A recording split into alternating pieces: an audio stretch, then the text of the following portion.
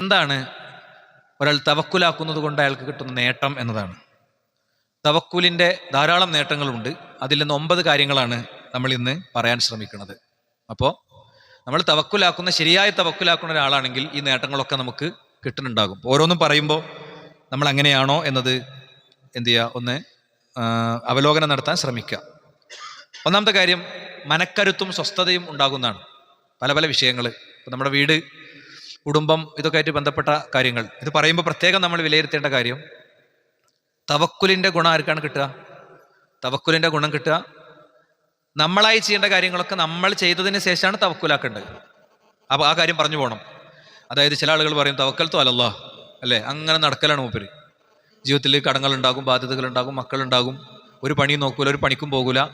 അങ്ങനത്തെ ഒരു ചുറ്റുപാട് നമുക്ക് ഉണ്ടായിക്കൂടാ. ഇപ്പോൾ പ്രവാചകൻ സല്ലല്ലാഹു അലൈഹി വസല്ലം തങ്ങൾ ഏറ്റവും വലിയ മനഃശാസ്ത്രം ഈ വിഷയത്തിൽ കൈമാറിയിട്ടുണ്ട്. പ്രവാചകന്റെ ഖുർആൻ ക്ലാസ് തുടങ്ങിയിരുന്നു. അപ്പോൾ ഒരാൾ ഒട്ടകത്തെ പോലും കെട്ടിടാതെ ഓടിപ്പാഞ്ഞ് വന്നവിടെ ഇരിക്കുമ്പോൾ റസൂലുള്ളാഹി സ്വല്ലല്ലാഹു അലൈഹി വസല്ലം അയാളെ തിരുത്തുന്നുണ്ട്. അയാളോട് പറഞ്ഞു, നിന്റെ ഒട്ടകത്തെ കെട്ടിട്. അയാൾ കൊടുത്ത മറുപടി എന്താ? നബിയെ, ഞാൻ തവക്കുലാക്കിയിട്ടുണ്ട്, നിന്റെ ഒട്ടകത്തെ പോയി കെട്ടിയിട്, എന്നിട്ട് തവക്കുലാക്ക് എന്നാണ്. അപ്പോൾ പരീക്ഷയ്ക്ക് ഒരു വസ്തുവും പഠിക്കാതെ തവക്കൽത്തു അലല്ലാഹ് എന്ന് പറഞ്ഞാൽ നടക്കൂല, അല്ലേ? അതല്ലെങ്കിൽ ഒരു റോട്ടിലൂടെ ഓടിക്കേണ്ട വേഗതക്കപ്പുറം വണ്ടി ഓടിച്ചിട്ട് തവക്കൽത്തു അലല്ലാഹ്, അതുകൊണ്ട് നടക്കൂല. രോഗത്തിന് ചികിത്സിക്കാതെ തവക്കൽത്തു അലല്ലാഹ്, അതുകൊണ്ട് നടക്കൂല. വീട് മണ്ണൊക്കെ ഒലിച്ചു വരാൻ സാധ്യതയുള്ളൊരു സ്ഥലത്താണ്. അപ്പോൾ മഴക്കാലമായാൽ അവിടുന്ന് വേറെ എടുക്കും മാറി താമസിക്കണം, എന്നിട്ട് തവക്കൽത്തു അലല്ലാഹ്. അപ്പോഴാണ് ആ വീടും ബാക്കിയൊക്കെ സംരക്ഷിക്കപ്പെടുക. മനസ്സിലായില്ലേ? അപ്പം അങ്ങനെ ശരിയായ തവക്കുലിലേക്ക് എത്തുന്ന വ്യക്തികൾക്ക് ലഭിക്കുന്ന 9 അവസ്ഥകളെ കുറിച്ചാണ് നമ്മൾ ചെറിയ സമയത്തിനുള്ളിൽ പറയാൻ ശ്രമിക്കുന്നത്. ഒന്ന്, ഞാൻ പറഞ്ഞ പോലെ മനക്കരുത്തും സ്വസ്ഥതയാണ്. അതിൻ്റെ കാരണം എന്താ? നമ്മൾ ചെയ്യേണ്ടതൊക്കെ ചെയ്തിട്ട് മുന്നോട്ട് പോകുമ്പോൾ പിന്നെ നമ്മളെ ഉള്ളിൽ നമ്മൾ അറിയാതെ ഓതുന്ന ഒരായത്തുണ്ട്, അലൈസ അല്ലാഹു ബികാഫിൻ അബ്ദ, അടിമക്ക് അള്ളാഹു പോരേ, അടിമക്ക് അള്ളാഹു പോരേ എന്ന ഖുർആനിക വചനം.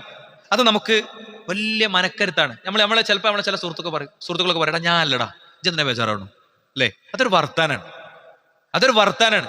നമ്മളെ വലിയൊരു സർജറി ആവശ്യമായിട്ട് വന്നു, ആശുപത്രിയിൽ നമ്മളെ കാണാൻ വരികയാണ് മൂപ്പര്, നമ്മളെ കൈക്ക് പിടിച്ചിട്ട് ഒക്കെ ശരിയാവും, എൻ്റെതൊക്കെ നിന്റെ അടുത്തുള്ളതൊക്കെ തീർന്നാൽ പിന്നെ എൻ്റെ പറമ്പും പെരയുണ്ട്, ഇജെന്തിനാ പേടിച്ചണു എന്നൊരാൾ നമ്മളോട് ചോദിക്കുമ്പോൾ നമുക്ക് കിട്ടണേ ഒരു പിന്തുണ ഉണ്ടല്ലോ. അതെന്തെങ്കിലും മറക്കും നമ്മൾ? എന്തെങ്കിലും മറക്കൂലല്ലോ. ഞാൻ ആ കുടുങ്ങിയ നേരത്തെ തരണ്ട, ആ പറഞ്ഞ വർത്താനുണ്ടല്ലോ, അതൊരു കിൻഡൽ വർത്താനാണെന്നൊക്കെ പറയാം നമ്മൾ. എങ്കിൽ അതിലേറെ കിൻഡൽ വർത്താനാണ് ഈ പറഞ്ഞത്. ആര്? മനുഷ്യനെ സൃഷ്ടിക്കുകയും പരിപാലിക്കുകയും സംരക്ഷിക്കുകയും ജീവിതത്തിന് വേണ്ട സർവ്വതും ചെയ്യുന്ന പടച്ചോൻ പറയാണ്, അലൈസ അല്ലാഹു ബികാഫിൻ അബ്ദ, അള്ളാഹുവിന് അവന്റെ അടിമ പോരെ, അടിമക്ക് അല്ലാഹു സുബ്ഹാനഹു വതആല പോരെ, അടിമക്ക് അല്ലാഹു സുബ്ഹാനഹു വതആല പോരെ, അവൻ മതിയായവനാണല്ലോ. പക്ഷെ അത് ആർക്കാണ് കിട്ടുക? അള്ളാഹുവിന്റെ റസൂൽ പഠിപ്പിച്ചു, അന ഇൻദ വന്നി അബ്ദി ബി, എൻ്റെ അടിമ എന്നെ കുറിച്ച് എങ്ങനെയാണോ ചിന്തിക്കുന്നത് അതിനനുസരിച്ചാണ് ഞാൻ അവനൊക്കെ ചെയ്തു കൊടുക്കുക. നമ്മൾ എന്ത് ചെയ്യും? തവക്കൽത്തു അലല്ലാഹ് എന്ന് എഴുതിയേക്കും ചെയ്യും, എന്നിട്ട് നമ്മൾ പല കുറുക്കു വഴിയും നോക്കുകയും ചെയ്യും. ഏലസോ ഐക്കല്ലോ ഉറുക്കും പലജാതി ബീവിയും പലജാതി ജിന്നി ബീവിയും ജാറോ ഒക്കെ ആയിട്ട് ഇങ്ങനെ പോകും. ഞാൻ എല്ലാ ഖുത്ബയിലും ഒരു വാക്ക് ഇത് പറയാറുണ്ട്, നിങ്ങൾ ശ്രദ്ധിക്കാറുണ്ടാവും. എന്ത് വിഷയം പറയുകയാണെങ്കിലും ഈ ഒരു വാക്ക് പറയാറുണ്ട്. എൻ്റെ കാരണം എന്താ അറിയും? ഇത് ശരിയാകാത്ത സഹോദരന്മാരെ വേറൊന്നും നമുക്ക് ശരിയായി കിട്ടൂല. നിങ്ങൾ നോക്ക്, കൊടുമ്പിരിക്കൊള്ളുന്ന എന്തൊക്കെ പ്രശ്നങ്ങൾ പ്രവാചകൻ സല്ലല്ലാഹു അലൈഹി വസല്ലം തങ്ങളുടെ ജീവിതത്തിൽ ഉണ്ടായി. ഏതെങ്കിലും ഒരു നബിയെ കൊണ്ട് എന്തെങ്കിലും ഒരു കാര്യം ഇല്ല. 40 കൊല്ലം ആയിഷ ബീവി റസൂലുള്ളാഹിക്ക് ശേഷം ജീവിച്ചു. ആയിഷ ബീവിന്റെ വീട്ടിലാണ് മുത്ത് റസൂലുള്ളാഹി മറവ് ചെയ്തത്.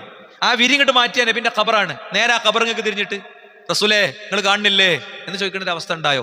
ഉണ്ടായിട്ടില്ല സഹോദരന്മാരെ. ഉണ്ടെങ്കിൽ ഒന്ന് അര കഷ്ണം യാ നബി അല്ലാഹ് റസൂലുള്ളാഹി വഫാത്തായതിന്റെ ശേഷം ആയിഷ ബീവി വിളിച്ചത് എന്താ? അതുണ്ടെങ്കിൽ തീരുമാനാവൂലേ? എന്താണ് തീരുമാനാകാത്തത്? എന്താണ് പറഞ്ഞിട്ട് വരാത്ത നമ്മളെ ആൾക്കാർക്ക്? അതുകൊണ്ട് ഉള്ളിൽ അലൈസ അല്ലാഹു ബികാഫിൻ അബ്ദ, അടിമക്ക് അള്ളാഹു പോരെ എന്നത് തറച്ചു നിൽക്കുന്ന ഒരു വ്യക്തിക്ക് ഭയങ്കര ആശ്വാസം ഉണ്ടാകും. അതിനെന്തുവാണെന്ന് പറയാം? പടച്ചോനെ കുറിച്ച് പഠിക്കണം. അള്ളാഹിനെ കുറിച്ച് 5 സെന്റൻസ് പറയാന്ന് പറഞ്ഞാൽ നമ്മൾ എന്താ പറയാ? നമുക്ക് എന്താ അറിയാം? നമുക്ക് ഇവിടുത്തെ കറണ്ട് പൊളിറ്റിക്സ് അറിയും, ഇവിടുത്തെ കർഷകരാണെങ്കിൽ അടക്കൻ്റെയും റബ്ബറിൻ്റെയൊക്കെ വില അറിയും, ഒക്കെ അറിയും. പടച്ചോനെ കുറിച്ച് നമുക്ക് എന്താ അറിയാം? പടച്ച റബ്ബിനെ കുറിച്ച് അറിയുമ്പോൾ നമുക്ക് ബോധ്യപ്പെടുന്ന ഒരു കാര്യമുണ്ട്, നമ്മൾ ഏറ്റവും സ്നേഹിക്കുന്നത് പടച്ചോനാ. വാപ്പയല്ല, ഉമ്മയല്ല, ആരുമല്ല. നമ്മളെ മോൻ്റെ കിഡ്നി പോയി എന്നറിയുമ്പോൾ ഉമ്മ പറയും, ഡോക്ടറെ എൻ്റെ കിഡ്നി കോയിന് കൊടുത്തിട്ട് എൻ്റെ കുട്ടിക്ക് ജീവിക്കാൻ പറ്റുമെങ്കിൽ ഞാൻ റെഡിയാണ്. ചെക്കപ്പ് നടത്തുകയാണ്. അവസാനം ഉമ്മാൻ്റെ ശരീരം പിളർന്നിട്ട് അതിന് ആ കിഡ്നി ഇങ്ങോട്ട് പുറത്തേക്ക് എടുക്കുകയാണ്. മോൻ്റെ ശരീരത്തിൽ കേടുന്ന കിഡ്നിൻ്റെ സ്ഥാനത്തല്ല വെക്കണത്. അതൊക്കെ പടച്ചോന് അങ്ങനെ മാറ്റി വെക്കേണ്ടി എന്നാൽ കിഡ്നി വെക്കാനുള്ള സ്ഥലം വേറെ ഉണ്ടാക്കി വെച്ചിട്ടുണ്ട്. അത് മെഡിക്കൽ സയൻസ് ഒക്കെ പഠിച്ച ആൾക്കാരോട് നിങ്ങൾ ചോദിച്ചു നോക്കി, അവിടെയൊക്കെ അത്ഭുതമുണ്ട്. അവിടെയൊക്കെ അത്ഭുതമുണ്ട്. ആ കേടൊന്നും കിട്ടുന്ന സ്ഥാനത്ത് അതിന് എടുത്തുകൊണ്ട് അവിടെ കൊണ്ടേക്കല്ല അല്ലേ? അപ്പോ അങ്ങനെയൊക്കെ നമ്മളെ സ്നേഹിക്കണം. അമ്മാനെക്കാളും പടച്ചോൻ സ്നേഹിക്കുന്നുണ്ട് എന്ന് പറയുന്നത് ആരാണ്? റസൂലുള്ളാഹി പറയണത്. പ്രവാചകന്റെ അടുത്ത് ഒരു സ്ത്രീ വരികയാണ്, ഒരു കുഞ്ഞിനെ തോളിൽ ഇങ്ങനെ വെച്ചിട്ടുണ്ട്. ആയിഷ ബീവി പ്രവാചകൻ ഇങ്ങനെ സംസാരിച്ചിരിക്കുകയാണ്. വിശാലമായ രാഷ്ട്രത്തിന്റെ ഭരണാധികാരി, ഒരുപാട് വിഷയങ്ങൾ കൈകാര്യം ചെയ്യേണ്ട ആളൊക്കെയാണ് നബി. പക്ഷേ സ്വന്തം ഭാര്യയ്ക്ക് ഒരു പേഴ്സണൽ ടൈം കൊടുക്കുന്നുണ്ട്. ആയിഷ ബീവിക്ക് മാത്രമുള്ള ഒരു ടൈം, ഓരോ ഭാര്യമാർക്കും അങ്ങനെ ഒരു പേഴ്സണൽ ടൈം കൊടുക്കുന്നുണ്ട് കേട്ടോ. അപ്പോഴാണ് ഈ സ്ത്രീ വരുന്നത്. അപ്പോ വീട്ടിലൊന്നുമില്ല. ഏതാത് മുന്നിൽ പൈലറ്റ് വാഹനവും പിന്നിൽ എസ്കോർട്ട് വാഹനവും ഇസഡ് കാറ്റഗറി സെക്യൂരിറ്റിയും ഒക്കെയുള്ള ഭരണാധികാരികൾ, ചീറിപ്പായുന്ന വാഹനങ്ങളുടെ അകമ്പടിയോടുകൂടെ ജീവിക്കുന്ന ഭരണാധികാരികൾ. എന്നാലും അവർക്കൊരു സ്വസ്ഥതയില്ല, പേടിയാണ് ആരെങ്കിലും എന്തെങ്കിലും ചെയ്യുമെന്ന്. ഒരു സെക്യൂരിറ്റി ഓഫീസറും ഇല്ലാത്ത ലോകത്തിന്റെ റസൂൽ, വിശാലമായ വളർന്നുകൊണ്ടിരിക്കുന്ന രാഷ്ട്രത്തിന്റെ അധികാരി, അദ്ദേഹത്തിന്റെ വീട്ടിൽ മൊത്തം തപ്പിയിട്ട് ഒരു ചുള കാരക്ക കിട്ടി. ആ ഒരു ചുള കാരക്കല്ലേ അത് എടുത്തു കൊടുത്ത് അത് കടിച്ച് ചമച്ചു സ്വന്തം കുഞ്ഞിന്റെ വായിലേക്ക് വെച്ച് ആ സ്ത്രീ നന്ദി പറഞ്ഞ് തിരിച്ചു പോകുമ്പോൾ നബിന്റെ കണ്ണ് നിറയുന്നുണ്ട്. തനിക്ക് ആ സ്ത്രീയെ പൂർണ്ണമായി തൃപ്തിപ്പെടുത്താവുന്ന സ്വതക്ക കൊടുക്കാൻ കഴിഞ്ഞില്ലല്ലോ എന്ന ചിന്ത തൊട്ട് ഒരുപാട് കാര്യങ്ങൾ. അവിടെ ആ പ്രവാചകൻ ചോദിക്കുന്നുണ്ട് ആയിഷ ബീവിനോട്, ആയിഷ നീ വിചാരിക്കുന്നുണ്ടോ ആ ഉമ്മ കുഞ്ഞിനെ ദാരിദ്ര്യ ഭയവും മറ്റു കാരണങ്ങളും കൊണ്ട് എനിക്ക് താങ്ങൂലെന്ന് വിചാരിച്ച് ഉപേക്ഷിച്ചു പോകുന്ന ആയിഷ നീ വിചാരിക്കുന്നുണ്ടോ? അപ്പൊ ആയിഷ ബീവിയോട് നബി, ഒരു ഉമ്മ അങ്ങനെ ചെയ്യൂല. എങ്കിൽ ആ ഉമ്മക്ക് ആ കുഞ്ഞിനോടുള്ള സ്നേഹത്തെക്കാളും വലിയ സ്നേഹം പടച്ചോനുണ്ട് എന്നാണ്. അപ്പൊ എപ്പോഴും എന്തൊക്കെ ജീവിതത്തിൽ സംഭവിച്ചാലും മാ അസ്വാബ മിൻ മുസീബത്തിൻ ഫിൽ അർളി വലാ ഫി അൻഫുസികും ഇല്ലാ ഫീ കിതാബിൻ മിൻ ഖബ്ലി അൻ നബ്റഅഹ ഇന്ന ദാലിക അലല്ലാഹി യസീർ. ഭൂമിയിൽ ഒരു കാര്യം സംഭവിക്കണില്ല, നിങ്ങളുടെ ജീവിതത്തിലും ശരീരത്തിലും ഒന്നും ഒരു കാര്യം സംഭവിക്കണില്ല. എല്ലാം പടച്ചോൻ നേരത്തെ രേഖപ്പെടുത്തി വെച്ചിട്ടുണ്ട്. അപ്പോ രേഖപ്പെടുത്തി വെച്ച് കൊണ്ടുപോയി കുണ്ടിൽ ചാടിക്കുകയാണോ? അല്ല. പടച്ച റബ്ബ് മനുഷ്യന് ജീവിക്കാനുള്ള വഴികൾ കാണിച്ചു കൊടുത്തിട്ടുണ്ട്. ആ വഴികളിൽ ഏത് വഴി അവന് സ്വീകരിക്കാം, ആ വഴികളിൽ അവന് കഴിക്കണ ഭക്ഷണം ഏത് ഭക്ഷണം അവന് കഴിക്കാം. പടച്ചോൻ കൃത്യമായ ചില നിയമങ്ങൾ പറഞ്ഞിട്ടുണ്ട്. അപ്പോ മനുഷ്യന് പക്ഷെ എങ്ങനെയാണ് ജീവിക്കാന്ന് പടച്ചോൻ അറിയാം. അതുകൊണ്ട് പടച്ചോൻ അത് നേരത്തെ രേഖപ്പെടുത്തി വെച്ചു. ഇവിടുന്ന് അലനല്ലൂർക്ക് പോകാന് ഉണ്ണിയലങ്ങ് കൂടിയും പോകാം, നേരെ വെട്ടത്തൂർ കൂടിയും പോകാം കേട്ടോ. ഞാൻ അതല്ലാത്ത പല കുറുക്കു വഴികളൊക്കെ ഉണ്ടാവും. അപ്പോ അതൊക്കെ ഇവിടെ വഴികളൊക്കെ ഇവിടെ ഉണ്ട്, ചോയ്സും ഇവിടെ ഉണ്ട്. പക്ഷേ പോണ ആളെ എങ്ങനെ പോകാന്ന് പടച്ചോൻ അറിയാം, ഏത് ചോയ്സാ തിരഞ്ഞെടുക്കാന്ന് അറിയാം. അതുകൊണ്ട് അത് പടച്ചോൻ എഴുതി വെച്ചത്രേ ഉള്ളൂ. അതുകൊണ്ട് അത് നമുക്ക് അങ്ങനെ തന്നെ ഉറപ്പിച്ച് പറയാൻ സാധിക്കണം. ഇനി നോക്ക് നിങ്ങൾ, പട്ടിണി, ദാരിദ്ര്യം, ഭയം. പലപ്പോഴും നമ്മൾ ഈ ഹറാമൊക്കെ കഴിക്കണം എന്തുകൊണ്ടാ? ഹറാം ഉണ്ടാക്കണം എന്തുകൊണ്ടാ? കൈക്കൂലി വാങ്ങുന്നു, അതല്ലെങ്കിൽ കള്ള ലാഭം നടത്തുന്നു, കച്ചവടം നടത്തുമ്പോൾ വണ്ടിന്റെ കുഴപ്പങ്ങളൊക്കെ ഒളിപ്പിച്ചു വെച്ച് കച്ചവടം നടത്തുന്നു. ഇതൊക്കെ ചെയ്യണം എന്തുകൊണ്ടാ? സംഗതി അക്കൗണ്ടിക്ക് പൈസ വരണം. എന്നാ പടച്ചോൻ പറഞ്ഞ എന്താ? വമാമിൻ ദാബത്തിൻ ഫിൽ അർളി ഇല്ലാ അലല്ലാഹി റിസ്ഖുഹാ. ഭൂമിയിൽ പടച്ചോൻ ഏതെങ്കിലും വസ്തുവിന് ജീവൻ ഇട്ടിട്ടുണ്ടെങ്കിൽ അതിന്റെ ഒക്കെ അന്നവും പടച്ചോൻ ഉണ്ടാക്കിയിട്ടുണ്ട്. അപ്പൊ നമ്മളിങ്ങനെ ആലോചിക്കും, എനിക്ക് 5 കുട്ടികളുണ്ട്, ഈ 5 കുട്ടികളെ അനാഥരാക്കി ഞാൻ മരിച്ചുപോയ പടച്ചോനെ എന്താ പോലും കാട്ടുക അല്ലേ? നമ്മൾ എന്തൊക്കെ പറഞ്ഞാലും നമ്മൾ ഇമോഷണൽ ആകുന്ന ഒരു നിമിഷമായിരിക്കും അത്. നമ്മളിങ്ങനെ ആലോചിക്കും, ആ 5 കുട്ടികളും വീട്ടിലെ സിറ്റ് ഔട്ടിലും വാതിൽക്കും ജനൽക്കൊക്കെ നിന്നുകൊണ്ട് എൻ്റെ മയ്യത്ത് ഇങ്ങനെ വീട്ടിൽ നിന്ന് ഇറക്കിയിട്ട് ആ വീടിൻ്റെ കുന്നിങ്ങനെ കയറി മെയിൻ റോഡിലേക്ക് ഇങ്ങനെ വരുന്നത് വരെ നോക്കി നിന്ന്, പിന്നെ എൻ്റെ വിധവയും എൻ്റെ മക്കൾ എന്ത് ചെയ്യും? അതിന്റെ മറുപടി പടച്ചോൻ പറയണം, വമാമിൻ ദാബത്തിൻ ഫിൽ അർളി. ഭൂമിയിൽ ജീവനുള്ള എന്തൊക്കെ ഉണ്ടായിട്ടുണ്ട് അതിന്റെ റിസ്ക് പടച്ചോൻ നടത്തിക്കോളും. അതിന് നമ്മൾ എന്ത് ചെയ്യണ്ട? ഹറാം എന്ന് സമ്പാദിച്ച് ഉണ്ടാക്കി വെക്കേണ്ട കാര്യമില്ല കേട്ടോ. നമ്മൾ അധ്വാനിക്കേണ്ട കാര്യങ്ങൾ അധ്വാനിച്ചാൽ മാത്രം മതി. അപ്പൊ ഒന്നാമത്തെ കാര്യം മനക്കരുത്തായിരിക്കും, സ്വസ്ഥതയായിരിക്കും, ആശ്വാസമായിരിക്കും. ചെയ്യാനുള്ള കാര്യങ്ങളൊക്കെ ചെയ്തു വെച്ച് നമ്മളാണ് മുന്നോട്ട് പോയാൽ നമുക്ക് പിന്നെ തവക്കൽ തോല എവിടെ ഒരു സുഖം ഉണ്ടാവും. അത് ഒന്നാമത്തെ നേട്ടം. ഇനി രണ്ടാമത്തെ എന്താ? അനാവശ്യ ഭയങ്ങളില്ല. എന്താ അനാവശ്യ ഭയം? അത് പ്രത്യേകം പറയണം. വലിയ സയന്റിസ്റ്റ് ആയിരിക്കും മൂപ്പര്, കാറൊക്കെ ഓടിച്ചിങ്ങനെ വരുമ്പോൾ മുന്നിൽ കൂടെ ഒരു പൂച്ചനെ വാഞ്ഞാൽ മൂപ്പർക്ക് ബേജാറാ. പൂച്ച വായണത് അതിന്റെ അന്നം തേടിയിട്ടാ, അപ്പുറത്തെ എലിനെ കണ്ടിട്ടാ. അതല്ലെങ്കിൽ ഒരു യാചകം വരികയാണ് അല്ലെ, അല്ലെങ്കിൽ കണി എന്ന് പറഞ്ഞൊരു വിശ്വാസം ഉണ്ട് നമ്മളെ. കച്ചവടം എത്ര തൗഹീദിന്റെ വെളിച്ചത്തേക്ക് എത്തിയാലും ആദ്യത്തെ ആള് കച്ചവടത്തിന് വരുന്ന ആദ്യത്തെ ആളെന്ന് കാണുമ്പോൾ ഇടങ്ങാറാവും. അവിടെയൊക്കെ ശിർക്കിന്റെ ലാഞ്ചനുണ്ട്. ലക്ഷണം നോക്കാന്നാണ് ഇതിന് പറയാ, ത്വയ്റത്ത് എന്നാണ് ഇതിന് പറയാ. തൗഹീദിനെ ശിർക്കിൽ നിന്ന് കരകയറ്റണമെങ്കിൽ നല്ല പണിയുണ്ട് സുഹൃത്തുക്കളെ, നല്ലോണം പഠിച്ചാൽ തന്നെ കയറ്റാൻ പറ്റുള്ളൂ അല്ലേ. രാവിലെ ഒരാള് ചായപ്പീടിക്ക് ആദ്യമായിട്ട് ചായക്ക് വരുന്ന ആള് പേടിയാണ്. ബസ്സിന്ന് ആദ്യത്തെ എമൗണ്ട് വാങ്ങണ ആള് പേടിയാണ്, ഭയമാണ് അല്ലേ. അവിടെ നിന്നൊരു ഭയത്തിന്റെ ആവശ്യമില്ല. നമ്മൾ ഏത് വണ്ടി എടുക്കണം, നമ്മൾ ഏത് ഭൂമി വാങ്ങണം, നമ്മൾക്ക് എത്ര ഉറുപ്പ്യ ഈ മാർച്ച് മാസം ഇയർ ക്ലോസിങ് വരുമ്പോൾ വരണം എന്നുള്ളതൊക്കെ പടച്ചോ നേരത്തെ ഫിക്സ് ചെയ്ത് വെച്ചതാ. അതിങ്ങനെ അതാത് മാസവും അതാത് ദിവസവും അതാത് രാവിലെയും വൈകുന്നേരമൊക്കെ ഇങ്ങനെ വരുന്നുള്ളൂ.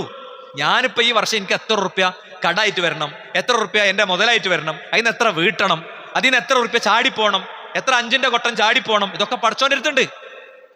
മനസ്സിലായില്ലേ? അതുകൊണ്ട് ആ ജാതി ഭയത്തിൻ്റെ ഒന്നും ആവശ്യമില്ല. ചില പക്ഷികൾ ഒച്ച ഉണ്ടാക്കുന്ന കേട്ടാൽ, ചില പക്ഷികളുടെ ശബ്ദം കേട്ടാൽ ഭയങ്കര അസ്വസ്ഥത.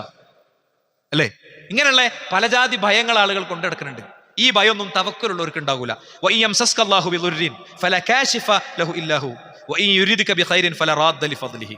നിനക്ക് വല്ല ദുരന്തം വിചാരിച്ചാൽ, ദുരന്തം വരാണ്ടെങ്കിൽ പടച്ചോനല്ലാതെ വേറെ ആർക്കും അത് തടയാൻ പറ്റൂല. ഒരു പടപ്പും തടഞ്ഞാൽ തടയില്ല. നിനക്ക് വല്ല ഹൈറും കൊണ്ടുവരണമെങ്കിൽ അതും പടച്ചോനെ പറ്റുള്ളൂ.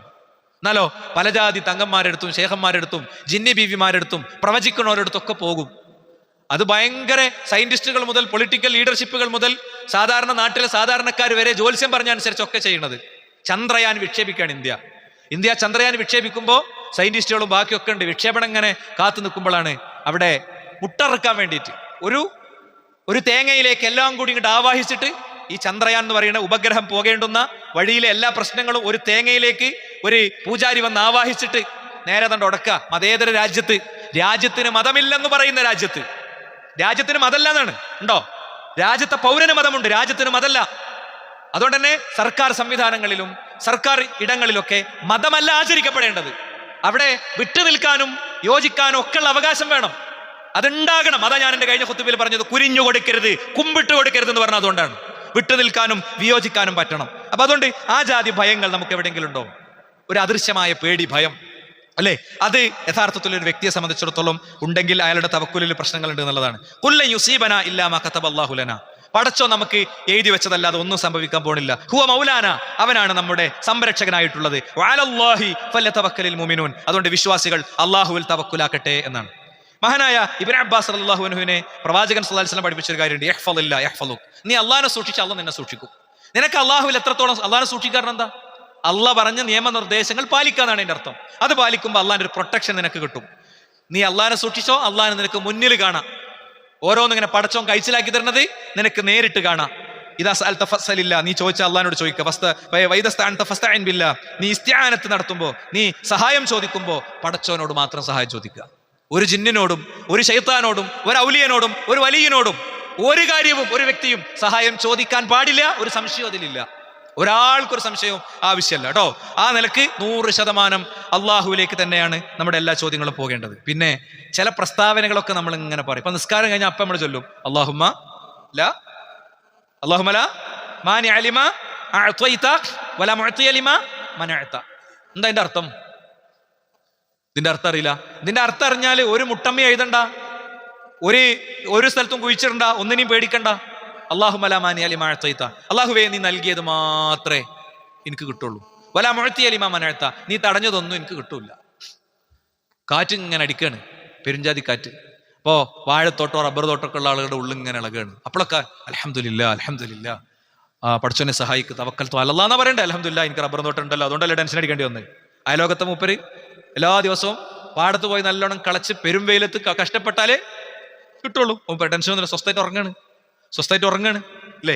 അല്ലെ ഗൾഫിൽ പോകുമ്പോൾ മൊത്തം നിയമമൊക്കെ മാറി വരികയാണ്. ആകെ സീലടിച്ച് വിടുവോ, ഒറ്റ സീല് ഹലാസ് കഴിഞ്ഞു, മാസത്തെ ശമ്പളം തീർന്നു, കമ്പനി ഒറ്റ കുത്ത്, ഒരു മെയില്, ഒരൊറ്റ സീലുമ തീർന്നതാണ് ചില ആൾക്കാരുടെ സമ്പാദ്യം. അപ്പൊ ടെൻഷൻ അല്ലേ?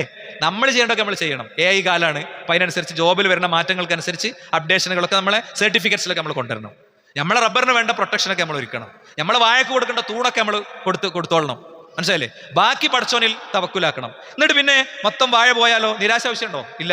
നമ്മളാ സ്വബറാക്കിന് ചിലപ്പോ വാഴ വെട്ടിക്കിട്ടുകയാണെങ്കിൽ ആ വാഴന്റെ കൂലിയെ കിട്ടുള്ളൂ. മീൻസ് വാഴ തൂക്കിയിട്ടുള്ള അതിന്റെ പൈസ കിട്ടുള്ളൂ. മറ്റേതോ ചിലപ്പോൾ ആ പോയ 10 കൊലക്ക് ക്ഷമിച്ചീനായിരിക്കും സ്വർഗം. അതാ സ്വബർ അറിയണേ. പ്രതീക്ഷിക്കാത്തൊരു പ്രായത്തിൽ മോനെ നഷ്ടപ്പെട്ടു അല്ലേ? പ്രതീക്ഷിക്കാത്തൊരു പ്രായത്തിൽ നമ്മളെ നാട്ടിൽ നമ്മളെ ഹൈസ്കൂളിൽ ജോലി ചെയ്തിരുന്ന ഒരു സുഹൃത്തിനെ ഞാൻ ഇടയ്ക്ക് അനുസ്മരിക്കലുണ്ട്. എനിക്ക് വളരെ ആത്മബന്ധമുള്ള ഒരാളാണ്. നമ്മൾ പഠിക്കുന്ന കാലത്തൊക്കെ ഭയങ്കര ഇൻസ്പിരേഷൻ തന്ന ഒരാൾ. വളരെ അപൂർവമായി മാത്രമേ കണ്ടുമുട്ടുള്ളെങ്കിലും അദ്ദേഹം അടുത്ത് നിർത്തി സംസാരിക്കും കേട്ടോ. അദ്ദേഹത്തെ ജീവിച്ചിരിക്കും. അദ്ദേഹത്തിന്റെ മോൻ മരിച്ചപ്പോൾ ഞാൻ അദ്ദേഹത്തോട് ഒരൊറ്റ വാക്കേ പറഞ്ഞുള്ളൂ. അദ്ദേഹത്തെ മുഖാമുഖം കണ്ട് പറഞ്ഞത് ഇതായിരുന്നു: മോനെ നിങ്ങളെ പരലോകത്തുനിന്ന് സഹായിക്കണം എന്ന് അള്ളാഹു തീരുമാനിച്ചു. നമ്മൾ ദുന്യാവെന്ന് സഹായിക്കണം എന്ന് വിചാരിച്ചിട്ടുണ്ടാവും. പക്ഷേ പരലോകത്തുനിന്ന് അള്ളാഹു മോനെന്ത് ചെയ്യും, നിങ്ങളെ സ്വർഗത്തേക്ക് വിളിച്ചോണ്ടോണ അവസ്ഥ ഉണ്ടാകട്ടെ. അദ്ദേഹം മരണപ്പെട്ടില്ലേ? അത് കഴിഞ്ഞ് കുറഞ്ഞ വർഷങ്ങൾ കഴിഞ്ഞപ്പോൾ അദ്ദേഹം മരണപ്പെട്ടു. അള്ളാഹു അവരുടെ രണ്ടുപേരുടെയും കബറിടങ്ങളെ വിശാലാക്കി കൊടുക്കുമാറാകട്ടെ. അവരുടെ ആ വിധവക്കും മക്കൾക്കും അള്ളാഹു ശരിയായ സംരക്ഷണവും ശരിയായ അവസ്ഥയും പ്രദാനം ചെയ്യുമാറാകട്ടെ. അപ്രതീക്ഷിതമായ നഷ്ടങ്ങൾ മുഴുവൻ സ്വർഗത്തിൽ അള്ളാഹു നികത്തി കൊടുക്കുമാറാകട്ടെ. അത്രേ ഉള്ളൂ. എൻ്റെ കാര്യം, നിങ്ങളുടെ കാര്യം, നമ്മുടെ കാര്യം ഒക്കെ അത്രയേ ഉള്ളൂ സഹോദരന്മാരെ. അതുകൊണ്ട് അതാണ് രണ്ടാമത്തെ കാര്യം. നമ്മളെ സംബന്ധിച്ചിടത്തോളം നമുക്ക് അനാവശ്യമായ ഭയങ്ങൾ ആവശ്യമില്ല. മൂന്നാമത്തെ കാര്യം എന്താ അറിയോ? പടപ്പുകളോട് ആവശ്യമില്ലാത്ത വിധേയത്വം വേണ്ടി വരില്ല. ഞാനിപ്പോൾ ഓരോട് എങ്ങനെ തെറ്റ്, ഓല മുമ്പിൽ എങ്ങനെ പറയാം, ഇവരെ മുമ്പിൽ എങ്ങനെ പറയാം? ഓരല്ലേ നമുക്ക് മാസാമാസം തരണേ, അവരല്ലേ നമുക്ക് വീട് വെച്ചെന്നേ, അവരല്ലേ നമുക്ക് ഇതാക്കി തന്നേ. മനുഷ്യന്മാരോട് കാണിക്കേണ്ട നന്ദിയൊക്കെ കാണിക്കണം, അതിൽ സംശയമൊന്നുമില്ല. ആർക്കാ തർക്കമുള്ളത്? ഇനി ഒന്നും ചെയ്തു തന്നിട്ടില്ലെങ്കിലും നമ്മൾ ആളുകളോട് ചെയ്യേണ്ട സേവനങ്ങളില്ലേ, അതിലാർക്കാ തർക്കമുള്ളത്? പക്ഷേ നമുക്കൊന്ന് നീർന്നു നിന്നൊരു നിലപാടെടുക്കാൻ അയാൾ തടസ്സാകുക, അത് ഉണ്ടാവില്ല. വിധേയത്വ പ്രശ്നങ്ങൾ ഉണ്ടാകൂല. എന്താ കാര്യം? ഒരാൾ അള്ളാഹുവിൽ തവക്കുലാക്കുകയാണെങ്കിൽ അള്ളാഹു മതി അവന്. അള്ളാഹു അവന്റെ തീരുമാനങ്ങളാണ് നടപ്പിലാക്കുന്നത്. അള്ളാഹു ഓരോന്നിനും കൃത്യമായ അളവും സമയവും നിശ്ചയിച്ചിട്ടുണ്ട് എന്നാണ്. ഈ ആയത്ത് ഓതുമ്പോഴൊക്കെ എനിക്ക് ഓർമ്മ വരിക കണ്ണൂർ ജില്ലയിലെ ഒരു കാഴ്ച പരിമിതനായ മനുഷ്യനാണ്. കാഴ്ച പരിമിതരുടെ ഒരു ടീം വർക്ക് ഉണ്ട് നമ്മുടെ കൂട്ടായ്മയിൽ, നമ്മുടെ സംഘടനയിൽ. എൻവിഷൻ എന്നുള്ള പേരിൽ അവരുടെ വിദ്യാഭ്യാസം, അവരുടെ ആത്മീയ കാര്യങ്ങൾ, അവരുടെ ദാമ്പത്യം, ഒരു വലിയ ലോകമാണ് കാഴ്ച പരിമിതന്റെ ലോകം. അത് അതിലേക്ക് കയറി ചെല്ലുമ്പോഴേ മനസ്സിലാവുള്ളൂ. അപ്പൊ എല്ലാ മാസവും അവരുടെ ഒരു സംഘം അങ്ങനെ പല സ്ഥലത്തായിട്ട് ഇങ്ങനെ നടന്നു വരും. മിക്കവാറും എല്ലാവരിലൊക്കെ പങ്കെടുക്കാൻ എനിക്ക് അവസരം ഉണ്ടാവാറുണ്ട്. അപ്പോൾ ഒരു സുഹൃത്ത് എന്നെ വിളിച്ചിട്ട് പറഞ്ഞു, നമ്മൾ ഈ പള്ളിയിൽ എടുക്കുന്ന ഖുത്ബ എല്ലാ ആഴ്ചയും കേൾക്കുന്ന ഒരാൾ ആണ് മൂപ്പര്, നിങ്ങളെ നമ്പർ ചോദിച്ചു എന്നെ വിളിച്ചിരുന്നു എന്ന് പറഞ്ഞു. അപ്പം ഞാൻ അങ്ങനെ ആലോചിച്ചു, ഈ മനുഷ്യന് ഇതൊക്കെ സേവ് ചെയ്ത് ഇതൊരു വട്ടം ഞാനിവിടെ പറഞ്ഞിട്ടുണ്ടെന്ന് ഞാൻ ഓർക്കണേ, സേവ് ചെയ്ത് എന്നെ വിളിക്കണം. തിരിച്ചു വിളിച്ചപ്പോൾ എന്താ അറിയോ, മൂപ്പര് ഇങ്ങനെ സംസാരിച്ചപ്പോൾ ഞാൻ ചോദിച്ചു, അങ്ങനെ പറഞ്ഞു. മൂപ്പര് പറഞ്ഞു, മൂപ്പര് അതേ അസുഖം മൂപ്പരെ കുട്ടികൾക്കുണ്ട്. ഇത് ആദ്യമായിട്ട് മനസ്സിലായ ദിവസങ്ങൾക്ക് എന്താ തോന്നിയതെന്ന് ചോദിച്ചു. അപ്പോൾ മൂപ്പരാണ് എനിക്ക് ഈ ആയത്തിന്റെ വ്യാഖ്യാനം പഠിപ്പിച്ചത്. മൗലവി എന്നല്ലേ, ഒരാൾ അള്ളാഹുവിനെ തവക്കുലാക്കി അള്ളാഹ് മതി എന്നല്ലേ, ഞാനാണ് തവക്കുലാക്കി. മെഡിക്കൽ ടെക്സ്റ്റ് ബുക്കുകളിൽ ഇന്നേ വരെ കണ്ടെത്താത്ത രോഗത്തിന്റെ മെഡിസിൻ ഡോക്ടർ ഇങ്ങനെ 2-3 കൊല്ലം കൊണ്ട് പല ടെസ്റ്റുകൾ നടത്തി ഇങ്ങനെ നോക്കി ആ രോഗം വർദ്ധിക്കാതിരിക്കാനുള്ള മരുന്ന് ഇപ്പോൾ ആ കുട്ടിക്ക് കിട്ടി. രോഗം പിന്നെ കൂടിയിട്ടില്ല, എല്ലാ മാസവും ടെസ്റ്റ് ചെയ്ത് ഇങ്ങനെ മുന്നോട്ട് പോകുകയാണ്. ആ കുട്ടികൾക്ക് പിന്നെ രോഗം കൂടിയിട്ടില്ല. അതാ പറഞ്ഞത്, നമ്മൾ അള്ളാഹുവിൽ ശരിയായി തവക്കുലാക്കിയ പക്ഷിക്ക് ഭക്ഷണം കൊടുക്കുന്നത് പോലെ തരുന്ന, പക്ഷിക്ക് ഭക്ഷണം കൊടുക്കുന്നത് പോലെ തരും കേട്ടോ, പക്ഷിക്ക് ഭക്ഷണം കൊടുക്കുന്നത് പോലെ തരും. അത് അങ്ങനെ നാം കാര്യമുണ്ട് ഓർമ്മിക്കണം വരണം. അപ്പോൾ നല്ലോണം ഓർമ്മിക്കണം വരണം. ഞാനിപ്പോൾ ഒരു 4-5 മിനിറ്റ് ലേറ്റ് ആയിട്ടാണ് വരുന്നത്. സ്കൂളിൽ നിന്ന് PTA ഒക്കെ ഉള്ള ദിവസമാണ്. അപ്പോൾ രക്ഷിതാക്കളെ മാനേജ് ചെയ്ത് എനിക്ക് ഇറങ്ങാൻ വൈകിപ്പോയി. ഞാൻ ഇറങ്ങി നോക്കുമ്പോൾ എന്നെ എല്ലാ ദിവസവും എൻ്റെ വണ്ടി കേടായതിൻ്റെ ശേഷം എല്ലാ ദിവസവും എന്നെ അവിടെ എത്തിക്കണ സുഹൃത്തിൻ്റെ ഉമ്മാക്ക് പെട്ടെന്ന് വയ്യാതായി. അദ്ദേഹത്തിൻ്റെ കോളുണ്ട്, ഞാൻ ശ്രദ്ധിച്ചിട്ടുണ്ടായിരുന്നില്ല. അപ്പോൾ ശരിക്കും ഒരു ഫീലിംഗ് അവിടെ ഉണ്ട് നമുക്ക് കേട്ടോ. അപ്പോൾ ഒരു ഫീലിംഗ് ഉണ്ട്. അപ്പോൾ അങ്ങനെ ബിസ്മിയിൽ ഒരു ബൈക്കിനോട് കൈ കാണിച്ചു, ഇവരുടെ നിർത്തി. കറക്റ്റ് ഞാനൊരു 3-4 മിനിറ്റ് വൈകിട്ടുണ്ടാവും. ഒരിക്കൽ പോലും എനിക്ക് അസ്വസ്ഥത തോന്നിയില്ല. അൽഹംദുലില്ലാ തോന്നിയില്ല. ഞാൻ ഇവിടെ പള്ളിക്ക് കയറുമ്പോൾ ഞാൻ ആദ്യം അൽഹംദുലില്ലാ പറഞ്ഞ അതിനാണ്. എനിക്ക് അങ്ങനെ അൽഹംദുലില്ലാ പഠിച്ചോൻ ചിന്തിക്കാൻ തൗഫീഖ് തന്നല്ലോ എന്നുള്ളതിനാണ്. അവിടെ ആകെ ബേജാറായി, ദേഷ്യം ഒന്നുമില്ല. നേരെ വീട്ടിൽ വിളിച്ച് ഡ്രസ്സ് കൊണ്ട് കൊണ്ടുവരാൻ പറഞ്ഞു. ഞാൻ സാധാരണ ഇടുന്ന ഡ്രസ് കോഡല്ല. അപ്പോൾ അതിലൊരു മസാലയുണ്ട്, ഇങ്ങനെ ഈ പാൻറ് ഇട്ടിട്ട് കയറാൻ കുഴപ്പമൊന്നുമില്ല കേട്ടോ. അങ്ങനെ കയറിയാലും കുത്തുബയാവും, അതുകൊണ്ട് ബുദ്ധിമുട്ടൊന്നും വരല്ല. കഴിഞ്ഞ ദിവസം ഞാൻ തൊപ്പി മറന്നു വന്നു. അപ്പോൾ ഒരാൾ എന്നോട് ചോദിച്ചു, ഉസ്താദ് തൊപ്പി ഇടാതെ കുത്തു പറയാൻ പറ്റുമോ എന്ന് ചോദിച്ചു. ആ തൊപ്പി ഇടാതെ കുത്തു പറയാം. തൊപ്പി എന്തിനാ ഇടണേ? തൊപ്പി ഓരോ ഇടത്തിലേക്ക് ഒരു വസ്ത്രം ഉണ്ട്, അതുകൊണ്ടാണ് തൊപ്പി ഇടും. നമ്മൾ കല്യാണത്തിന് പോകുമ്പോൾ കള്ളിത്തുണിയും കൊണ്ടു കൊടുക്കൂലല്ലോ, അത്രേ ഉള്ളൂ. ആ ഒരു മസാലയും കൂടി കിട്ടാനായിരിക്കും ചിലപ്പോൾ പഠിച്ചോനെ ഇങ്ങനത്തെ ഒരു കാര്യം കൊണ്ടുവന്നത്. അങ്ങനെയാണ് ഞാൻ ചിന്തിച്ചത്. ഡ്രസ്സൊക്കെ അവിടെ ഉണ്ട്, ഡ്രസ്സ് മാറ്റാനുള്ള സമയം കിട്ടാത്തതുകൊണ്ട് മാറ്റിയില്ല, ഇരിക്കട്ടെ. ഇനി 4-മത്തെ കാര്യം എന്താ പറയുക? ഉപജീവനാണ്. നമ്മളുടെ ഉപജീവനത്തുമ്മ ടെൻഷൻ ഉണ്ടാവില്ല. ഉപജീവനത്തുമ്മ ടെൻഷൻ നിന്നാൽ സമ്പാദ്യത്തിലേക്കുള്ള ഹലാല് മാത്രമേ പിന്നെ ഉണ്ടാവുള്ളൂ. ഉപജീവനത്തിൽ നമുക്ക് മാസാമാസം കുട്ടികളെ തീറ്റി പോറ്റണ്ടേ? ലൗഅന്നകും തതവക്കലൂന അലല്ലാഹി ഹഖ തവക്കുലി, നിങ്ങൾ അല്ലാഹുവിനെ തവക്കുലാക്കേണ്ട വിധം തവക്കുലാക്കണമെങ്കിൽ ലറുസിഖ്തും കമാ തുർസഖു തൈർ, അല്ലെങ്കിൽ വേറെ പദപ്രയോഗങ്ങൾ വന്നിട്ടുണ്ട്. നിങ്ങളെ അല്ലാഹു സുബ്ഹാനഹു വ തആല പക്ഷിക്ക് ഭക്ഷണം കൊടുക്കുന്നത് പോലെ ഭക്ഷണം കൊടുക്കും. രാവിലെ അതിനെ കൂട്ടുന്നു പോകുമ്പോൾ എവിടെയൊന്നും അതിനറിയില്ല, വയറൊട്ടിട്ടാണ് പോണത്. തഖ്ദു ഹിമാസ, വയറൊട്ടിട്ടാണ് പോണേ. വതറൂഹു ബിത്വാന, ബിത്വാന എന്താ? തിന്നു വയറ് നിറച്ച ഫുൾ വയറുള്ള ആൾക്കാണ് ബിത്വാൻ എന്ന് പറയാം. അഡ്ജസ്റ്റ് ചെയ്ത് ഒപ്പിച്ച് കഴിച്ച ആൾക്കല്ല കേട്ടോ, നന്നായി തിന്ന ആൾക്കാർ പറയാം. ശരിക്കും വയറ് നിറക്കാതെ ഒരു പക്ഷിയും തിരിച്ചു വരുന്നില്ല എന്നാണ്. അത് ആ പക്ഷിക്ക് അല്ലാഹു സുബ്ഹാനഹു വ തആല ചെയ്തു കൊടുത്ത ഒരു കാര്യമാണ്. അതുകൊണ്ട് തന്നെ നമ്മളെ സംബന്ധിച്ചിടത്തോളം നമുക്ക് കൃത്യമായി പറയാൻ പറ്റണം, അള്ളാഹുവിന്റെ പേരിൽ തവക്കുലാക്കണ വ്യക്തിക്ക് കിട്ടണം 4-മത്തെ സുരക്ഷിതത്വം അതാണ്. മൻ നസലത്ത് ബിഹി ഫാഖ, ഒരാൾക്ക് ദാരിദ്ര്യം വന്നു, ഫൻസലഹ ബിന്നാസി ലം തുസദ്ദ ഫാഖതഹു വമൻ നസലത്ത് ബിഹി ഫാഖ ഫൻസലഹ ബില്ലാഹി ഫയൂശഖുല്ലാഹു ലഹു ബിറിസ്ഖിൻ ആജിലിൻ ഔ ആജിലിൻ. ഇത് ദാരിദ്ര്യം അനുഭവിക്കണമല്ലൊക്കെ വിചാരിക്കേണ്ട ഒരു കാര്യം. ചില ആളുകൾ വിചാരിക്കും ഇന്ന ആളെടുത്ത് നിന്ന് പൈസ ഇട്ടിട്ട് വേണം എനിക്ക് ജീവിക്കാൻ. ഈ ഹദീസിന്റെ അർത്ഥത, എന്റെ ദാരിദ്ര്യം നാട്ടുകാരെ കൊണ്ട് തീർക്കാന്ന് വിചാരിക്കുന്ന ഒരാളുടെ ദാരിദ്ര്യം ഒരിക്കലും തീരൂല. എന്റെ ദാരിദ്ര്യം പടച്ചോൻ തീർത്തരട്ടെ എന്ന് വിചാരിച്ചു കഴിഞ്ഞാൽ ഒന്നുകിൽ വേഗത്തിൽ അല്ലെങ്കിൽ വൈകിട്ട് പടച്ചോൻ അത് തീർത്തു തരും. ടൈറ്റിൽ തന്നെ ജീവിക്കുന്ന ആളുകൾ ശ്രദ്ധിക്കേണ്ട കാര്യമാണിത് കേട്ടോ. എന്നും ടൈറ്റിൽ തന്നെ ജീവിക്കുന്ന ആള് മറ്റേ മുതലാളിൻ്റെ അടുത്ത് പോയിട്ട് ഇത്ര, ഇന്ന ആളുടെ അടുത്ത് നിന്ന് ഇത്ര, ഇന്ന കമ്മിറ്റിൻ്റെ അടുത്ത് ഇത്ര, ഞാനെന്ന് പറഞ്ഞാൽ എല്ലാതും എൻ്റെ ഏതെങ്കിലും ഒരു കമ്മിറ്റിക്ക് അപേക്ഷ കൊടുത്ത് തീർക്കേണ്ട ഒരാളാണ് എന്ന് ചിന്തിക്കണതിന് പകരം അതൊക്കെ പടച്ചോൻ വഴി ഉണ്ടാക്കി തരും. ഞാനായിട്ട് ചെയ്യേണ്ട കാര്യങ്ങളൊക്കെ ചെയ്യാം. ഇങ്ങനത്തെ കാര്യങ്ങളിലൊക്കെ ഇടപെടണം, ആരോടെങ്കിലൊക്കെ ഓർമ്മിപ്പിക്കുക എന്നൊരു മനോനിലയിലേക്ക് പോകുമ്പോൾ അല്ലാഹു സുബ്ഹാനഹു വ തആലയുടെ തൗഫീഖ് ഉണ്ടാവുന്നതാണ്. മറ്റൊന്ന് റബ്ബിന്റെ ഇഷ്ടം ഉണ്ടാകും. ഇന്നല്ലാഹു യുഹിബ്ബുൽ മുതവക്കിലീൻ. തവക്കുലാക്കുന്ന ആൾക്കാരെ അള്ളാഹുവിന് ഇഷ്ടമാണ്. ആ നേട്ടം നമുക്ക് കിട്ടും. ആറാമത്തെ കാര്യം പിശാചിനെ ദുർബലപ്പെടുത്തുന്ന കാര്യമാണ്. ശൈത്വാന് കൃത്യമായി മനുഷ്യന്റെ ഉള്ളിൽ മാനസികമായ അസ്വസ്ഥത മാത്രമല്ല ശൈത്താൻ ഉണ്ടാക്കുക, ശാരീരിക ദ്രോഹങ്ങളും ശൈത്താൻ ചെയ്യും. നമ്മളെ ബുദ്ധിക്കും ചിന്തക്കും മനസ്സിനൊക്കെ അത് 100% ഉൾക്കൊണ്ടിട്ടില്ലെങ്കിലും പ്രമാണങ്ങൾ അത് പഠിപ്പിക്കുന്നുണ്ട്. അപ്പൊ എന്താ വേണ്ടു? കഴിഞ്ഞ ഖുതുബിൽ ഞാൻ പറഞ്ഞ പോലെ നമ്മുടെ ഇവിടെ തന്നെ ഇരിക്കുന്ന ഒരു സുഹൃത്തിന്റെ തലയിണയുടെ അടിയിൽ കൊണ്ടേറ്റ് തേനുതൊക്കെ കൂടെ തേച്ചു എന്ന് പറഞ്ഞാൽ അതൊന്നുമല്ല എന്റെ പരിഹാരം. നന്നായി അദ്കാറുകൾ ഉണ്ടാകുക.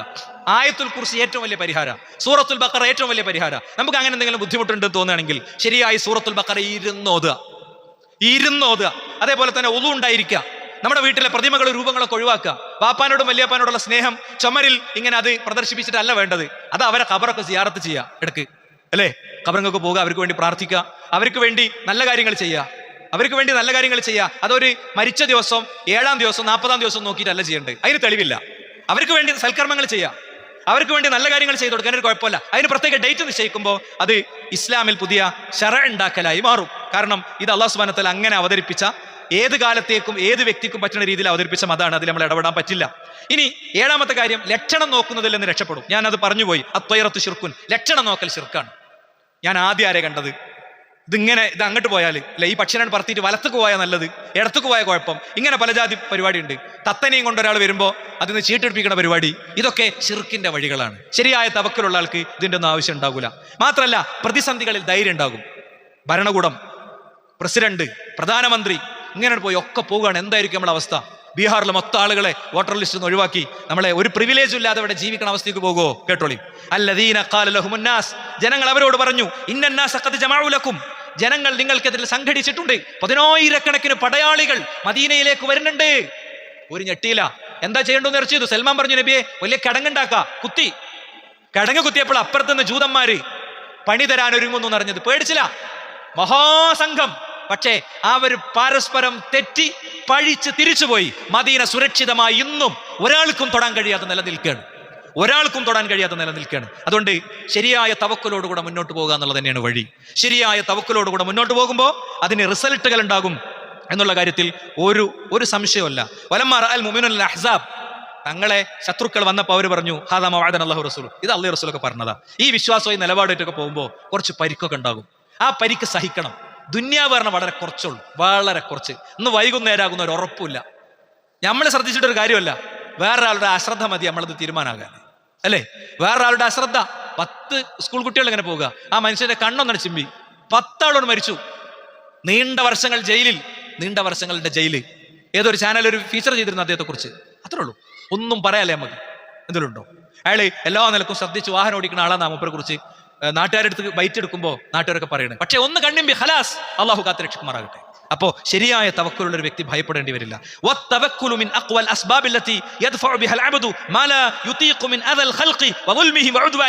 പണ്ഡിതന്മാർ പറഞ്ഞു, താങ്ങാൻ കഴിയാത്ത എന്തൊക്കെ വരുമ്പോഴും അതിജീവിക്കുക. അങ്ങനെ 15 മയ്യത്തിന്റെ മുന്നിൽ ഒറ്റക്ക് നിന്ന് നിസ്കരിക്കണേ ഒരു മനുഷ്യനെ നമ്മൾ കണ്ടിട്ടുണ്ട് പരപ്പനങ്ങാടി ബോട്ട് ദുരന്തത്തിൽ, അല്ലേ? ഞാൻ അദ്ദേഹത്തെ വളരെ അടുത്തിരുന്ന് വ്യക്തിപരമായി സംസാരിക്കാൻ ശ്രമിച്ചിട്ടുണ്ട്. നിങ്ങൾ ആലോചിച്ച് നോക്ക്, നമ്മളെ വീട്ടിൽ നാളെ വന്നൂടെ? അതൊക്കെ വരുമ്പോ അതിജീവിക്കാൻ അള്ളാഹു ഉണ്ട് എന്നുള്ള ബോധ്യമാണ്. ഏറ്റവും അവസാനത്തെ പോയിന്റ്, വിചാരണയില്ലാതെ സ്വർഗ്ഗം അവർക്ക്. എന്താ? 70,000 ആളുകൾ സ്വർഗത്തിൽ പ്രവേശിക്കും. അവർ മന്ത്രിക്കാൻ ആവശ്യപ്പെടാത്തവരാണ്. അതുപോലെ തന്നെ അവർ ലക്ഷണം നോക്കാത്തവരാണ്. വഹും അലാ റബ്ബിഹിം യതവക്കലൂൻ, അവർ അള്ളാഹുൽ തവക്കുലാക്കുന്നവരാണ്. ഇസ്ലാമിൽ മന്ത്രമുണ്ട്. ഇസ്ലാമിൽ മന്ത്രവാദമല്ല. രാത്രി ഉറങ്ങുമ്പോൾ കയ്യിലൊക്കെ ഊതിയിട്ട് ശരിക്ക് തടവിയിട്ട് ഉറങ്ങണം. അത് ഇസ്ലാമിൽ ഉള്ളതാ. കുട്ടികളുടെ തലയിൽ കൈവച്ച് പ്രാർത്ഥിക്കാനുള്ള പ്രാർത്ഥന ഉണ്ട്, ഇസ്ലാമിൽ ഉള്ളതാ. എന്നാലോ തെറ്റായ മന്ത്രങ്ങളിലേക്കും ജാലങ്ങളിലേക്കൊക്കെ പോകുന്നതിനെയാണ് ഇവിടെ യഥാർത്ഥത്തിൽ ഇസ്ലാം നിശ്ചിതമായി വിമർശിച്ചതും കൈകാര്യം ചെയ്തതും. ആ നിലക്ക് കാര്യങ്ങളെ സൂക്ഷിച്ച് മുന്നോട്ട് പോകുക. അല്ലാഹു നമ്മിൽ നിന്ന് സ്വീകരിക്കുമാറാകട്ടെ. അൽഹംദുലില്ലാഹി വസ്സലാത്തു വസ്സലാമു അലാ റസൂലില്ലാഹി വഅലാ ആലിഹി വസഹ്ബിഹി അജ്മഈൻ. അമ്മാ ബഅദ്. സഹോദരങ്ങളെ, ഏകചിത്രാധിപതികൾക്ക് എന്നും അന്ത്യമുണ്ട്. റസൂലുള്ളാഹിന്റെ ഹദീസുണ്ട്. ആ ഹദീസ്, ചില ഹദീസൊക്കെ നമുക്ക് കേൾക്കുമ്പോൾ അതൊക്കെ കാലത്തിന് പറ്റുമോ എന്നൊക്കെ നമ്മൾ ചിന്തിക്കും. എന്താണ്? ഗർഖദ് എന്നുള്ളൊരു വൃക്ഷത്തെ കുറിച്ച് പറയുന്നുണ്ട്. ഗർഖദ് എന്നുള്ളൊരു വൃക്ഷം, അതിൻ്റെ നാളെ ഗസ ഫലസ്തീൻ വിജയിക്കുന്ന ഒരു ദിവസം വരും. ഈസാ അലൈഹി സ്വലാം വരുമ്പോൾ ഫലസ്തീൻ വിജയിക്കുന്ന ഒരു ദിവസം വരും. അന്ന് ഗർഖദ് മരത്തിന്റെ പിന്നിൽ പോയിട്ട് അവൻ ഒളിക്കും. ഓർക്കിഡ് ചെടികളുടെ പിന്നിൽ പോയിട്ട് അവൻ ഒളിക്കും ജൂതന്. എന്നിട്ട് ഗർഖദ് വൃക്ഷം പറയും, ഗർഖദ് അല്ലാത്തതൊക്കെ പറയും. എന്ത്? പിന്നിൽ ജൂതനുണ്ട്, ഇവനെ പിടിച്ചോന്ന് കല്ലും ചെടി മരൊക്കെ പറയും, അവനെ ഒളിക്കും. അവന്റെ ആയുധങ്ങളും അതിന്റെ അയൺ ഡോൺ പിന്നെ ഒക്കെ അവിടെ വെച്ചിട്ട് അവൻ കുമ്പിടുന്ന ഒരു ദിവസം വരും. ഒരു സംശയമല്ല, എനിക്ക് ചെറിയൊരു സംശയം പോലും തോന്നുന്നില്ല. അതിന് നമ്മളൊക്കെ സാക്ഷിയാകുമെന്ന് മാത്രം അറിയില്ല. അവന്റെ പോക്ക് കണ്ടിട്ട് ഖത്തറിന്റെ മുകളിലേക്ക് പോയി അവൻ ഇട്ടിരിക്കുന്നു, ഇന്തോനേഷ്യന്റെ മുകളിലേക്ക് ഇടാൻ അവർ ഒരുങ്ങുന്നു. നമ്മൾ ആത്മാർത്ഥമായി പ്രാർത്ഥിക്കുക കേട്ടോ, നമ്മൾ ആത്മാർത്ഥമായി പ്രാർത്ഥിക്കുക. പശ്ചിമേഷ്യയിലെ വിഷയങ്ങളെ വിശകലനം ചെയ്യുമ്പോൾ നല്ല തെളിഞ്ഞ ബോധ്യത്തോടു കൂടെ മാത്രം കാര്യങ്ങൾ ചിന്തിക്കുക. കേവലം വികാരം ഒരിക്കലും ഫാഷിസത്തോട് പ്രതിരോധിക്കുമ്പോൾ നമ്മൾ വികാരമല്ല വർക്ക് ചെയ്യണം, തലച്ചോറ് വർക്ക് ചെയ്യണം. ഇമോഷൻ കയറിയ വികാരം കയറിയ അവിടെ തലച്ചോറ് വർക്കാവില്ല. അള്ളാഹുവിന്റെ റസൂൽ സല്ലല്ലാഹു അലൈഹി വസല്ലം എന്തേ മദീനന്റെ പുറത്തു വന്ന് യുദ്ധം ചെയ്തു? കാരണമുണ്ട്. എന്തേ അള്ളാഹുവിന്റെ റസൂൽ 10 കൊല്ലം മക്കത്തൊക്കെ സഹിച്ചു? കാരണമുണ്ട്. അതിലൊക്കെ മസ്അലുണ്ട്. സായുധമായി RSSകാരന്റെ പള്ളക്ക് കയറ്റാനുള്ള കത്തി എടുക്കണോടത്ത് മസ്അലുണ്ട്. അവിടെ ഉണ്ട് മസ്അല. ഒതുവിന്റെ ഇതിന്റെ സ്ഥലത്ത് മാത്രമൊന്നുമല്ല. അതുകൊണ്ട് ഒക്കെ ശരിക്കും നമ്മൾ പഠിക്കണം, ശരിക്കും പഠിക്കണം. ഗസയിലെ മനുഷ്യർക്ക് വേണ്ടി പ്രാർത്ഥിക്കണം, അവർ വിമോചിതരാകുന്ന ഒരു ദിവസത്തെ ആഗ്രഹിക്കണം. നമ്മുടെ നാട്ടിൽ തന്നെ ബുൾഡോസർ രാഷ്ട്രീയത്തിന് വിധേയരാകുന്നവരുണ്ട്, അവർക്കൊക്കെ വേണ്ടി പ്രാർത്ഥിക്കണം. നമ്മുടെ രാജ്യത്ത് രൂപപ്പെടുന്ന കാര്യങ്ങളെ ശരിയായി വിശകലനം ചെയ്യണം. അതിന് സോഷ്യൽ മീഡിയയിൽ നമ്മൾ കൊടുക്കേണ്ട പിന്തുണകൾ കൊടുക്കണം. അള്ളാഹു നമ്മെ കാത്തുരക്ഷിക്കുമാറാകട്ടെ, അവന്റെ മുഅ്മിനീങ്ങൾ ഉൾപ്പെടുത്തുമാറാകട്ടെ. ലാ ഇലാഹ ഇല്ലല്ലാഹുവിന്റെ വഴിയിൽ സഞ്ചരിക്കാനുള്ള തൗഫീഖ് അല്ലാഹു സുബ്ഹാനഹു വ തആല നമുക്ക് ഏവർക്കും പ്രദാനം ചെയ്യുമാറാകട്ടെ. നമ്മിൽ നിന്ന് രോഗികളായ ആളുകളുണ്ട്, അവർക്ക് അള്ളാഹു ശമനത്തെ കൊടുക്കുമാറാകട്ടെ. വളരെ അടുത്തൊരു സുഹൃത്തിന്റെ പിതാവ് മരണപ്പെട്ടു, പ്രാർത്ഥനയോട് വസിയത്തുണ്ട്. ആ വലിയ മനുഷ്യന്റെ ഖബറിടത്തെ അള്ളാഹു സ്വർഗ്ഗപ്പൂന്തോപ്പാക്കി കൊടുക്കുമാറാകട്ടെ. നമ്മുടെ മാതാപിതാക്കൾക്കും നമുക്കൊക്കെ നാളെ സ്വർഗ്ഗത്തിൽ ഒന്നിക്കാനുള്ള തൗഫീഖ് അള്ളാഹു നൽകുമാറാകട്ടെ. അല്ലാഹുമ്മ ഗ്ഫിർ ലിൽ മുഅ്മിനീന വൽ മുഅ്മിനാത്ത്, അല്ലാഹുമ്മ അഇസ്സൽ ഇസ്ലാമ വൽ മുസ്ലിമീൻ വഅദിൽ ശിർക വൽ മുശ്രിക്കീൻ, റബ്ബനാ ആതിനാ ഫിദ് ദുനിയ ഹസന വഫിൽ ആഖിറതി ഹസന റബ്ബനാ വഖിനാ അദാബന്നാർ. ആമീൻ ആമീൻ ബിറഹ്മതിക യാ അർഹമർ റഹീമീൻ. വൽഹംദുലില്ലാഹി റബ്ബിൽ ആലമീൻ വസല്ലല്ലാഹു അലൈഹി വസല്ലം.